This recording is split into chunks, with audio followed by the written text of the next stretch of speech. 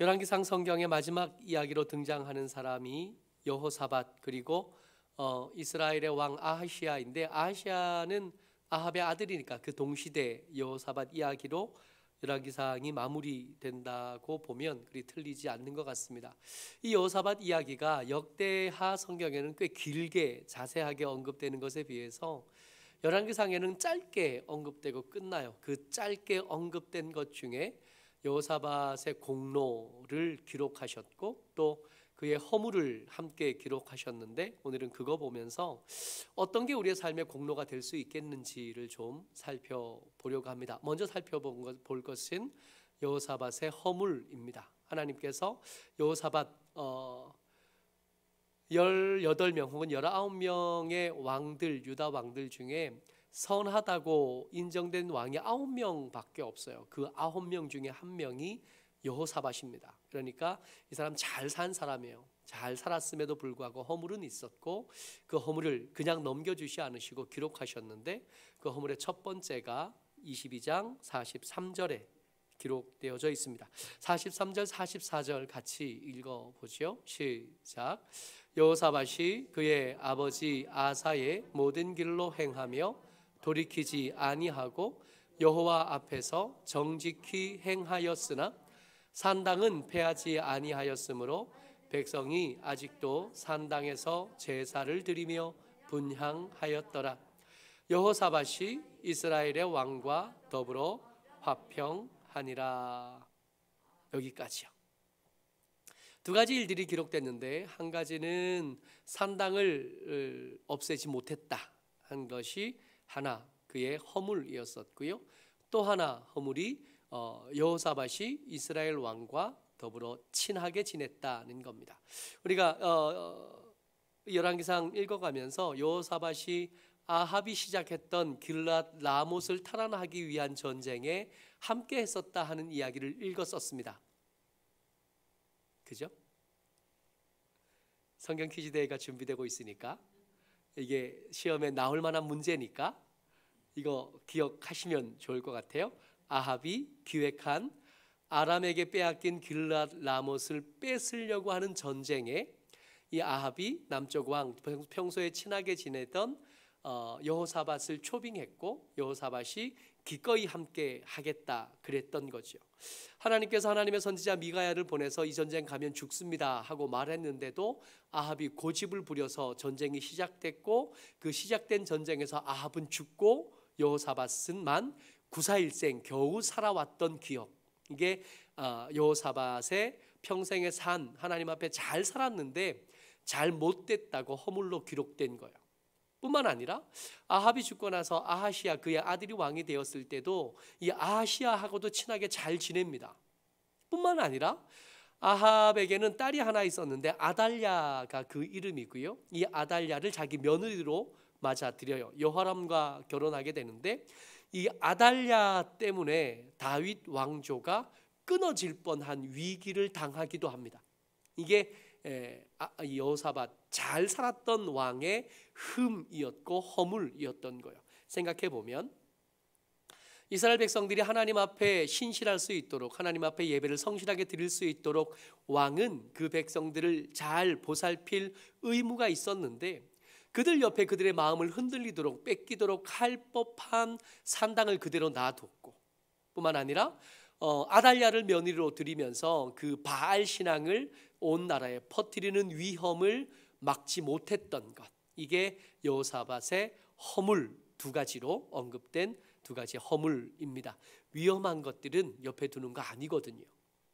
그리고 친구를 가려 사귀는 것 굉장히 중요할 때고, 더 중요한 거, 아내와 남편을 어떤 사람으로 할 건가 하는 것은 정말 중요한 일이 됩니다. 간절히 바라기는 우리 아들, 우리 딸들이 자기가 결혼해서 만든 그 가정을 선교지로 삼지 않았으면 좋겠다 하는 간절한 기도 제목이 있어요. 물론 그럴 수 있습니다. 안 믿는 남편, 안 믿는 아내를 만나서 그를 전도해서 하나님의 사람으로 만들어내는 위대하고 아름다운 아내들, 남편들 있다는 거 알아요. 근데 가정은 전쟁터가 아니었으면 좋겠는 거죠. 가정은 평화로운 곳이었으면 좋겠고 쉼을 얻을 수 있는 곳이었으면 좋겠다는 겁니다. 돈이 없어 싸우는 것보다 신앙이 달라서 싸우는 게 훨씬 더 치열합니다.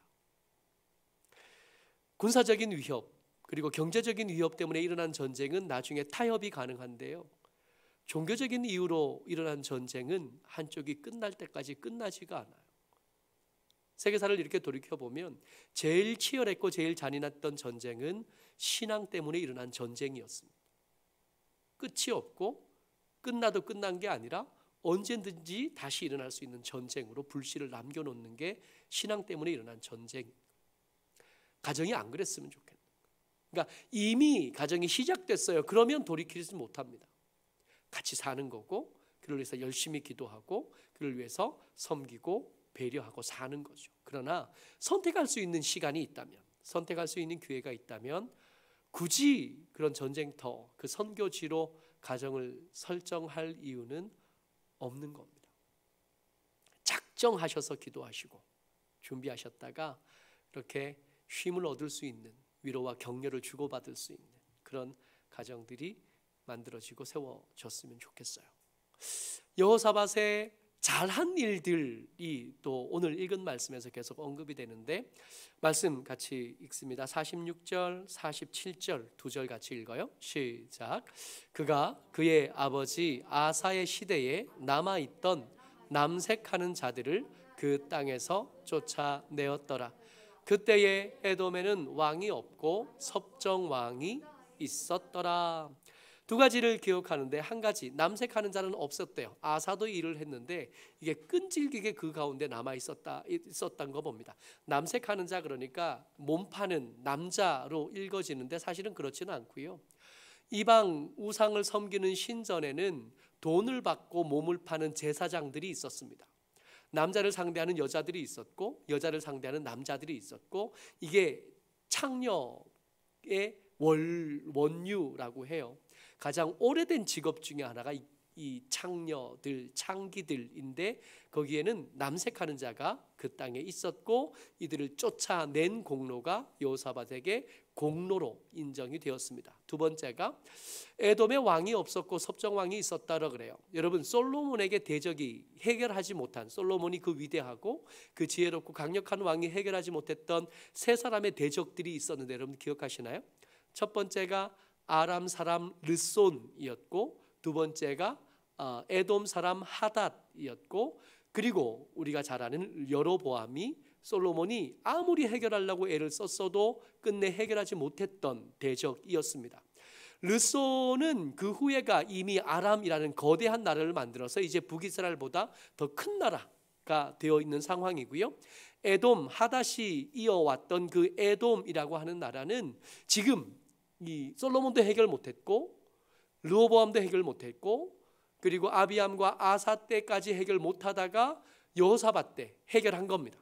그 에돔의 문제를 해결했고 그 에돔의 왕 대신 섭정왕을 세워서 자기의 아래, 유다의 아래에 두었던 군사적인 성공을 이루었던 사람이 여호사밧인 거죠. 그의 공로로 기록됩니다. 근데 공로도 아니고 또 부족한 실정도 아닌 애매한 것 하나가 등장을 해요. 오늘 나누고 싶은 이야기는 이겁니다. 48절 말씀이요. 같이 읽죠. 시작. 여호사밧이 다시스의 선박을 제조하고 오빌로 금을 구하러 보내려 하였더니 그 배가 에시온 게벨에서 파선하였으므로 가지 못하게 되매요. 내용을 보면 이런 겁니다. 무역을 하고 싶었어요. 무역을 활성화시켜서 나라를 부유하게 만들고 싶었습니다. 솔로몬이 잘했던 거인데, 이 이스라엘에는 두 개의 가장 중요한 항구가 있습니다. 하나는 지중해에 딸려 있는 욥바라고 하는 항구고, 또 하나는 홍해에 붙어 있는 에시온 게벨이라고 하는 항구예요. 욥바에서 출발하면 다시스로 가고요. 또 에시온 게벨에서 출발하면 요르단이나 아프리카로 내려갈 수 있게 됩니다. 이 두 곳에서 배를, 솔로몬이 양쪽에서 배를 지어서 다시스로 가서 상아나 금을 가져올 수 있었고, 에시온 게벨에서 출발해서 가장 유명한 것은 오빌에 가서 금을 실어왔던 그 기사들이 있고, 또 여러 가지 그 여러 배 주변 나라들에게서 무역을 할 수 있는 항구가 에시온 게벨인데, 여호사밧이 국력이 좀 되니까 배를 짓기로 결정했고 그 배를 짓는 일에 하나님이 간섭하신 겁니다. 여러분, 배를 짓는 일은 그야말로 짓는 일이거든요. 만드는 일이 아니라, 그냥 힘을 조금 쓰면 만들 수 있는 게 아니라 국책 사업이 될 만큼 거대한 큰 바다에 나가는 거대한 배를 만드는 그때 상황에서는 굉장히 큰 돈이 들어가고 왕이 나서지 않으면 만들 수 없는 어마어마한 부유한 어마어마한 재원이 들어가는 거였던 겁니다. 근데 그 배가 만들었는데 가지 못하고 파선했던 거예요. 실패한 거예요. 하려고 하던 일, 꿈꾸던 일, 기대하던 일들이 실패해서 무너진 겁니다. 그러면 이 무너진 일은 언뜻 보면 공로가 아니라 그의 실정일 것 같은 거예요. 그의 허물로 기록되어야 할 것 같은데, 허물이 기록된 데다가 붙여놓지 않으시고 하나님께서 공로를 기록한 그 밑에다가 이 배가 파선한 이야기를 이렇게 붙여놓으신 겁니다. 여기는 뒷이야기가 좀 있어요. 하나님께서 이 배를 만드는 일에 대해서 여러 번 여호사밧과 또 그 사람들에게 경고하셨던 예가 있었는데, 이 배를 만드는 일이 그냥 무역을 하겠다 보다 앞서서 이 아합하고 친하게 지내려고 했던, 그와 합병하고 친목했던 여호사밧에 대한 하나님의 경고들이 반복된 기록이 역대하 성경에 등장을 합니다. 먼저요, 아합과 길앗 라못 타란 작전, 그 전쟁에 참전했다가 구사일생 살아남아서 돌아올 때쯤, 그때쯤 하나님의 아들 선지자 예후가 여호사밧을 찾아와서 한 말, 하나님의 말씀을 전했던 거예요. 그 말씀 역대하 19장 2절 말씀이요. 같이요. 시작.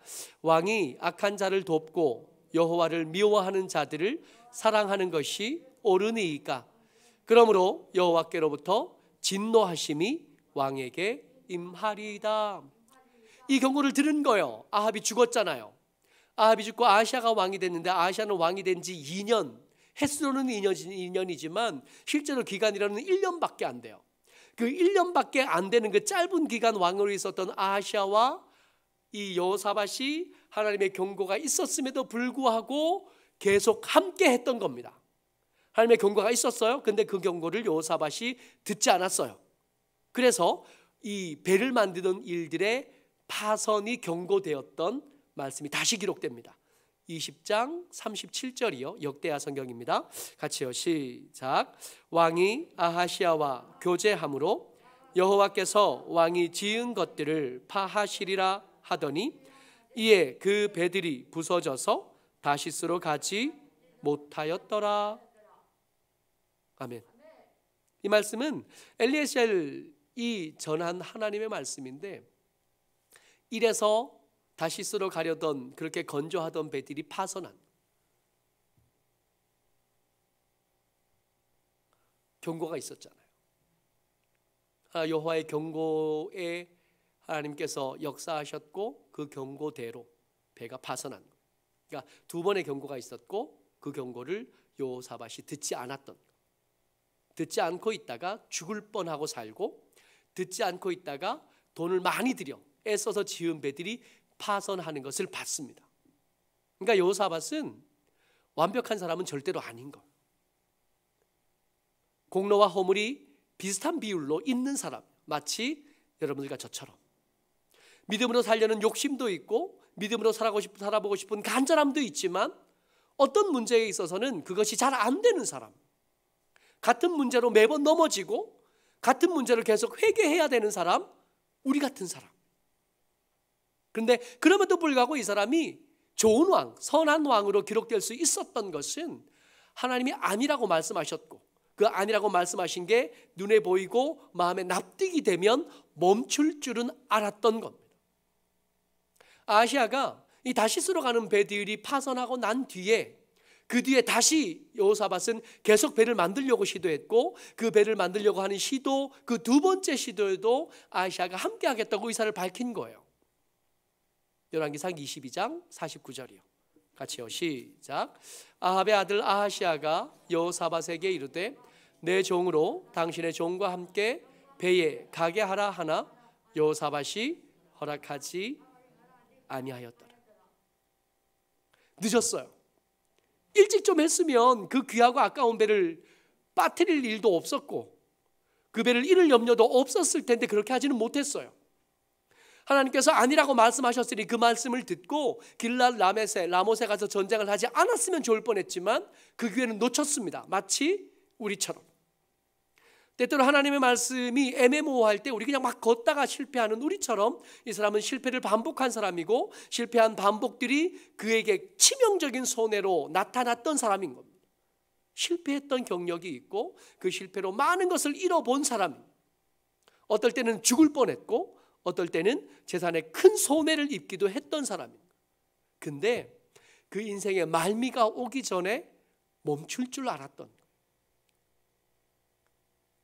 배의 파선이 은혜였다고 고백이 되는 사람, 이 배가 파선하지 않았으면 잘 됐으면 더 많이 갔을 테고 더 많이 갔으면 돌아올 때 더 많은 대가를 치루어야만 했을 거다. 이게 납득이 되는 사람이에요. 아하시아를 거절한 것은 그래서 여호사밧의 공로가 되는 거예요. 모쪼록 저와 여러분들 뭐가 믿음이냐 하면 하나님께서 아니라고 하실 때 멈추는 게 믿음입니다. 잘 살고 형통한 삶을 사는 게 믿음이 아니라 잘 안 되면 물어보는 거예요. 하나님, 이 길이 혹시 하나님의 뜻하시는 길이 아닌가요? 하고 물어볼 줄 아는 거예요. 말씀이 마음에 와서 부딪히면 그러면 손해가 있겠지만 불리해지고 어려워지겠지만 기꺼이 멈추겠다고 결정할 줄 아는 것, 그게 믿음입니다. 여호사밧이 흠이 많은 사람에도 불구하고 선한 왕으로 기록될 수 있었던 것은 이게 됐던 사람입니다.